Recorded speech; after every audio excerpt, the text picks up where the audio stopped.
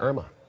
And this is another look at the House of Commons in Ottawa. Member statements are wrapping up and question period will get underway in just a moment. Hannah Thibodeau joins me now from Ottawa with a look at what we can expect. And I'm sorry, I misspoke. It was not the first time, not the first question period that we saw the new Conservative leader, Andrew Scheer. We saw him at the dying days of Parliament. Exactly. We didn't see much of him. It was quiet. Yeah, right. Okay, so what should we expect, Hannah?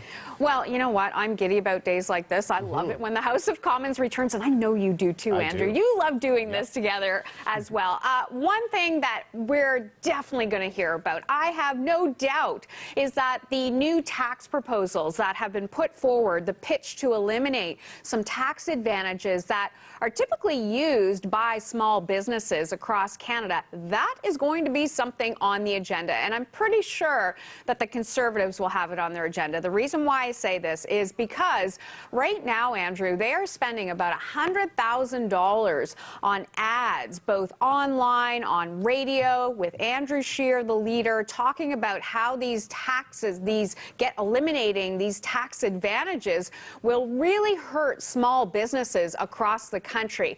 And you have to be pretty frank about this. I was out at the Liberal caucus in Kelowna.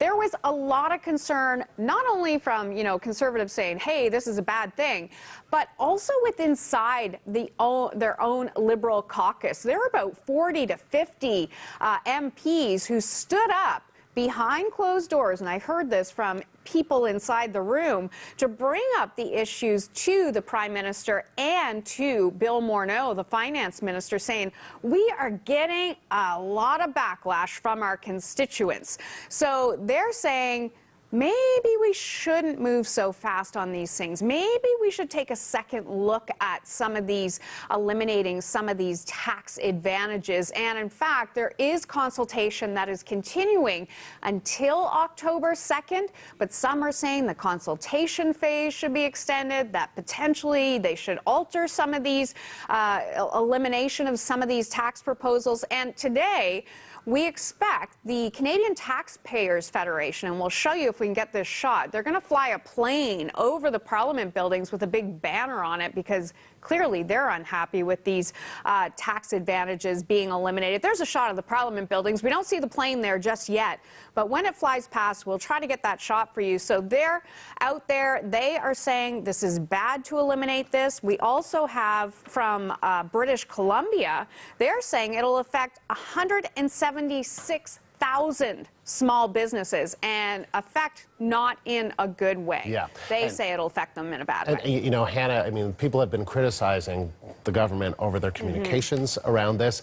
The goal seems to be, there are a lot of Canadians that are saying, what about these very wealthy Canadians who are taking advantage of these tax loopholes, not paying taxes. Meanwhile, a lot of people are. So you can see the goal, but then maybe some of the communications and then maybe kind of other groups are getting caught up in some of these changes and some people are taking issue. Well, the rollout, to be frank, and in the words of Wayne Easter, the chair of the Finance Committee, who's a Liberal from out east, he said it was god-awful, that they didn't have the rollout ready and prepared. And again, I'm going to take you back to the Liberal caucus because I learned a lot about this out there. They actually brought staff in from Morneau's office to go into these regional breakout groups in smaller groups to try to explain the tax changes to them.